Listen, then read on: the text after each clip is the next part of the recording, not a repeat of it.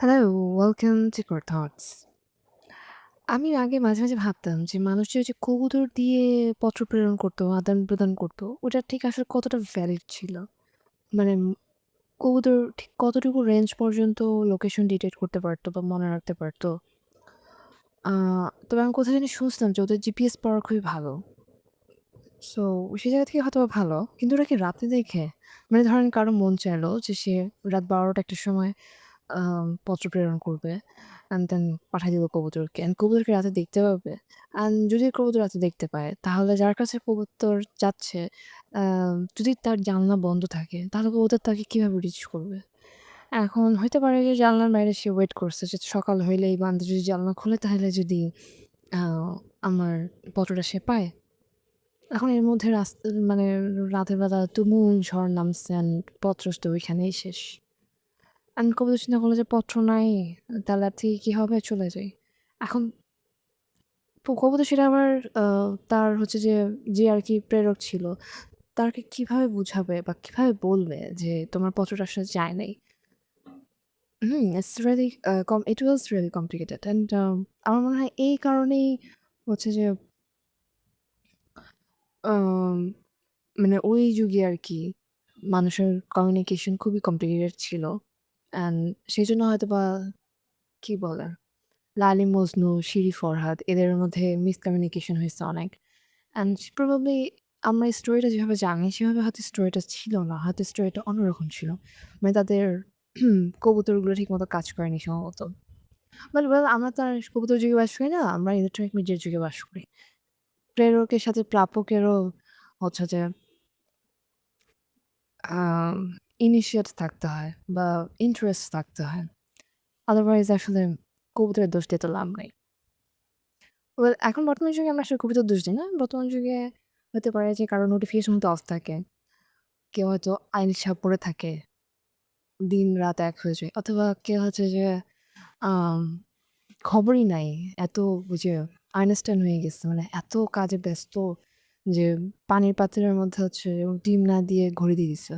বলি আইনস্টাইন কি ঘড়ি দিছিল? না মনে হয়। কে জানি ঘড়ি সিদ্ধ করছিল। ওয়াও! বাট আমি জানি না আমার এই বেহুদা মার্কা চ্যানেলে এত সাবস্ক্রাইবার কোত্থেকে আসে। মানে একটা করে মানুষ মানে এরা কি আসলে মানুষ না কি আল্লাহই জানে।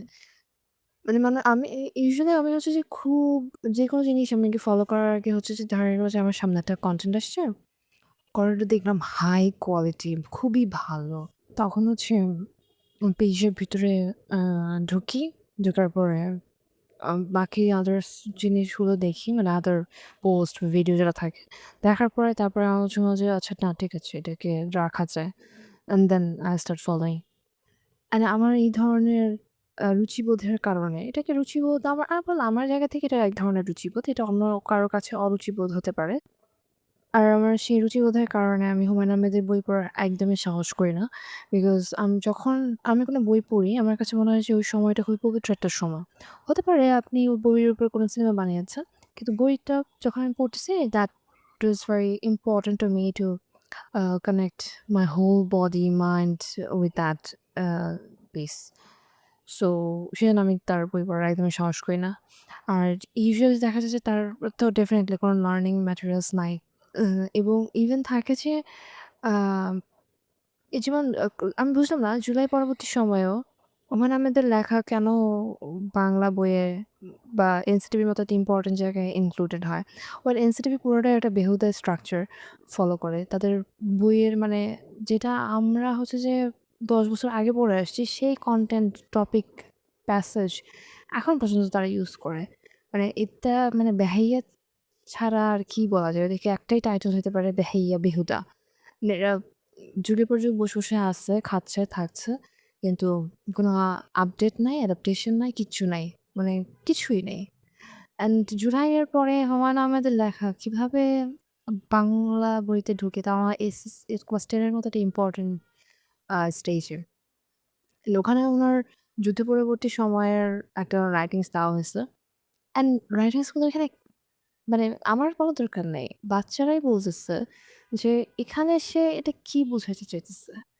মানে এখানে সে একদম মানে ক্লিয়ারলি হিন্দু মুসলমান আলাদা করতেছে। সে ক্লিয়ারলি এখানে দেখাইতেছে মানে বুঝছি তার জামাতের উপরে অনেক ক্ষোভ। এখন আপনি যদি একটা মানুষ ধরেন নাস্তিক, নাস্তিক মানুষকে যদি আপনি আল্লাহর কথা শোনান ডেফিনিটলি সে ক্ষেপা যাবে। ইভেন আ ইভেন আপনি যদি একটা ব্রাহ্মণকেও যদি আল্লাহর কথা শোনান সে ক্ষেপবে না। কিন্তু একটা নাস্তিককে বললে সে ক্ষেপবে। বিকজ তার তো পুরাই ফিলোসফি নড়চড় হয়ে যাইতেছে। তার যে মানে আমি কিছুদিন আগে একটা সেমিনারে গেছিলাম। অ্যান্ড সেমিনারে হচ্ছে যে ৪ থেকে ৫ জন মহিলা ছিলেন, উপস্থিত ছিলেন এবং সবাই আ ভালোই এজের আ ৫০, ৫৫ ৪৫ থেকে ৫৫ এর মধ্যে হবে। অ্যান্ড তাদের আ তারা যে ফিলোসফি নিয়ে তারা যখন ইয়াং ছিল লাইক 21, 22, 25 এরকম সময়ে তারা যখন ছিল আরকি, তখন তাদের মধ্যে কিছু একগুঁয়ে ব্যাপার ছিল। ওই একগুঁয়ে ব্যাপার কারণে তাদের আ পুরো লাইফটা ঐরকম হয়েছে এবং তারা কাইন্ড অফ তাদের পরিবার এবং সমাজ থেকে সর্ট অফ আলাদা হয়ে গেছে। এবং তাদের মধ্যে এবং তারা তাদের ফিলোসফিটাকে স্ট্যান্ড আউট করানোর জন্য আ তাদের চারপাশে মানুষগুলো ছিল, সেই মানুষগুলোর মধ্যে থেকে তারা ভুল ধরা শুরু করে। এখন তাদের স্টোরিগুলো যখন তারা বলছিল, আদার্স মেম্বার যারা ছিল রুমের মধ্যে সবাই খুবই হেসে দিয়েছে বা সবার কাছে খুবই মানে ফানি লাগছে জিনিসটা। অ্যান্ড উনারা যখন উনাদের স্টোরিগুলো বলছিল, তখন উনারাও কোনো না কোনোভাবে রিয়ালাইজ করতে পারছে যে উনাদের পুরো লাইফটাই বৃথা। এখন বয়সটাও হয়ে গেছে। না পাইছে জীবন, না পাইছে সংসার, না পাইছে পরিবার, না পাইছে নিজেকে, না পাইছে স্রষ্টাকে।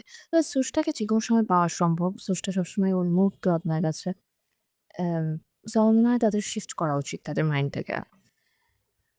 এবং সেই জায়গা থেকে আপনি একটা নাস্তিককে তো ডেফিনিটলি আল্লাহ-বিল্লাহ কথা বলে লাভ নেই। কারণ সেটা বলাই হয়েছে বা সে তার চিন্তাভাবনাটাকে সে তার নিজের লাইফটাকে সে আ প্রমাণ করানোর জন্য তো আল্লাহ পাকের অনুসরণ বা যেকোনো ধর্মের অনুসরণ করলে তার জন্য ডিফিকাল্ট হয়ে যাবে বেঁচে থাকাটা। সো এরকম একটা মানুষকে নিয়ে হচ্ছে যে আ ওয়েল উনার আগে যত নাটক হইছে ইভেন সবুজ ছায়া সম্ভবত একটা উনার যুদ্ধ পরবর্তী বা যুদ্ধকালীন সময়ের একটা সিনেমা। সবুজ ছায়া প্রবাবলি নাকি। আম শ্যামল ছায়া না। শ্যামল ছায়া বা সবুজ ছায়া কিছু একটা। সো ওই ছবিটার মধ্যে হচ্ছে হুমায়ূন ফরিদী ছিলেন। আরো আ অনেকেই ইম্পোর্টেন্ট ক্যারেক্টার ছিল এবং ওখানে দেখানো হয় যে একটা নৌকার মধ্যে অনেক রিলিজিয়াস অনেক পার্সপেক্টিভ এর মানুষজন আছে। সিনেমাটা আমার কাছে কোনো জায়গা থেকে খারাপ মনে হয় নাই। এত সুন্দর নির্মল সিনেমা। সবাই যার মতো করে তাদের একটা ওয়ার্লড তৈরি করে দিছে। অ্যান্ড সেই জায়গা থেকে সবাই ঠিক। ওয়েল ঠিক আছে। এখানে আমি কাউকে চাপাই দিচ্ছি না। তবে তারপরে এখানে সে একটু হিন্দু বা সনাতন ধর্মাবলম্বীদের প্রতি একটু আ sympathy আনার চেষ্টা করছে এবং আ মুসলিম যে আরকি তাকে একটু কড়া বা মৌলবাদী দেখানো হয়েছে। বাট আমি জানি না আসলে যে মৌলবাদী শব্দটা ভালো না খারাপ। এটা কোন অর্থে আসলে ব্যবহার করা হয়। বাট এখানে একটু হার্শ ভাবে মুসলিম ক্যারেক্টারটাকে প্রেজেন্ট করা হয়েছে। বাট এতটাও হার্শ না এবং আপনি জাস্ট একটা মানুষকে কিন্তু পুরো মুসলিম জাতিকে কাউন্ট করতে পারেন না। উনার সবগুলো কাজের মধ্যে এরকম একটা partiality একটা ব্যাপার আছে। তবে যে কিছু থাকে যে সমাজকেন্দ্রিক, পরিবার কেন্দ্রিক বা উনার কিছু লেখার মধ্যে হয়তোবা হইতে পারে যে offensive কোনো ওয়ার্ড হয়তোবা উনি ইউজ করছেন। কিন্তু আমার মনে হয় যে উনি সেটা উনার কাজের মধ্যে যেভাবে উনি যখন সিনেমা বানাচ্ছেন বা নাটক বানাচ্ছেন সেখানে যখন উনি উনার লেখাটাকে ব্যবহার করতেছেন, আমার মনে হয় সেটা ব্যবহার করার ক্ষমতা একমাত্র উনারই আছে। বিকজ যে উপন্যাস থেকে যে অ্যাডাপ্টেশন আ মানে ওনার যে লাইনগুলো নেওয়া হয়েছে বা লাইনগুলো দিয়ে হচ্ছে যে বঙ্গবন্ধু এক্সপ্রেস বানানো হয়েছে। আমার কাছে মনে হয় যে আ যারা বানাইছে তারা হুমায়ূন আহমেদের ফিলোসফিটা বুঝতে পারে নাই। হুমায়ূন আহমেদ হচ্ছে সবসময় উনার ডিভাইড অ্যান্ড রুল ফিলোসফিতে চলছে। তো কারো যদি ডিভাইড অ্যান্ড রুল ফিলোসফি থাকে তাহলে সেই কাজটা ভালো করতে পারবে। এখন কথা হচ্ছে আমার কাছে মনে হয় যে কোনো নাদাবুদা ডিরেক্টর মানে যে আসলে পলিটিক্স এবং আ রিলিজন এটা কোনোটার মধ্যেই নাই, কোনোটাই বুঝে না।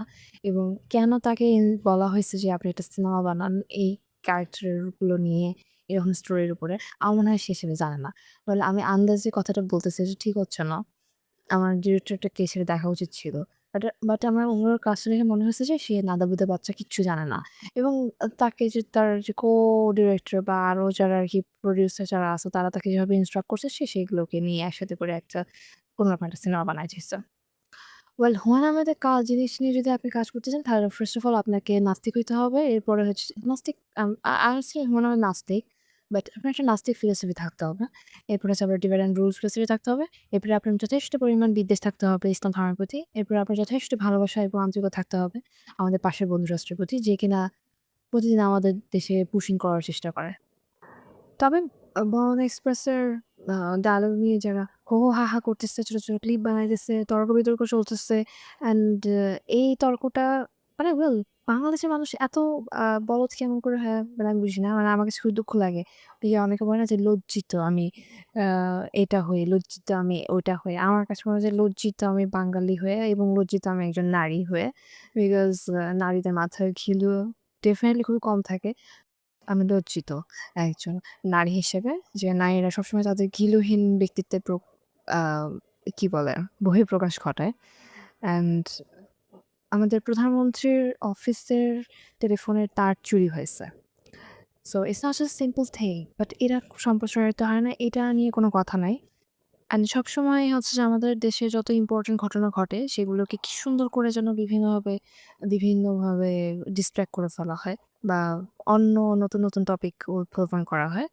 খুবই ইনোভেটিভ মানে আমাদের বন্ধু খুবই অ্যা কি বলবো ক্রিয়েটিভ। ওয়েল আশা করতেছি তাদের দেশে যে শান্ত পরিবেশ বিরাজমান আছে এটা আরো শান্ত হয়ে উঠুক এবং আল্লাহ রহমত নাযিল করুক আমাদের সবার প্রতি। তবে আ সবসময় কমিউনিকেশন অ্যান্ড কানেকশন বলা মানুষগুলা যেন কোথায়, কোথায় থাকে আল্লাহই জানে। Well thank you if anyone listening. আল্লাহ হাফেজ।